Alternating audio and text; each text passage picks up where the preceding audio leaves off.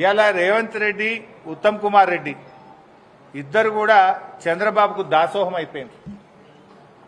రేవంత్ రెడ్డి గురుదక్షిణ చెల్లించుకుంటుండు. ఉత్తమ్ కుమార్ రెడ్డి కూడా భార్యాభర్తలు ఇద్దరు పోయి విజయవాడకు పోయి విజయవాడలో చంద్రబాబు గారిని కలిసి బజ్జీలు తినొచ్చిండు. అప్పటి నుంచి నేను కూడా అగనెస్ట్ మాట్లాడతలేడు. కృష్ణా నదీ జలాల్లో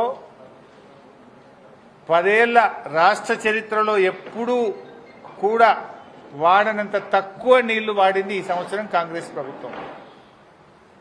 కిందికి నీళ్లు వదిలింది. మొత్తం ఆంధ్రాకు దాసోహం చేసి ఖమ్మం, నల్లగొండ, మహబూబ్ నగర్ జిల్లాల్లో పంటలు ఎండబెట్టింది కాంగ్రెస్ ప్రభుత్వం. క్రాప్ హాలిడే ప్రకటించింది కాంగ్రెస్ ప్రభుత్వం. ఈ సంవత్సరం మనకు తాత్కాలిక కేటాయింపుల ప్రకారం ఇచ్చిన నీళ్ల కంటే 65 టీఎంసీల నీళ్లు తక్కువగా వాడిన చేతగాని దద్దమ్మ ప్రభుత్వం కాంగ్రెస్ ప్రభుత్వం. ఇలా 65 టీఎంసీలు తక్కువ వాడడం అంటే 6,50,000 ఎకరాలకు పంటకు నీళ్లు ఇవ్వకపోవడమే. ఉన్న హక్కును, ఉన్న తాత్కాలిక కేటాయింపుల్ని కూడా వాడుకోకుండా ఆంధ్రాకు నీళ్లు వదిలింది నువ్వు కాదా ఉత్తమ్ కుమార్ రెడ్డి? దీనికి ఎందుకో సమాధానం చెప్పవు. చెంపలేసుకొని ముక్కు నేలకు రాయి.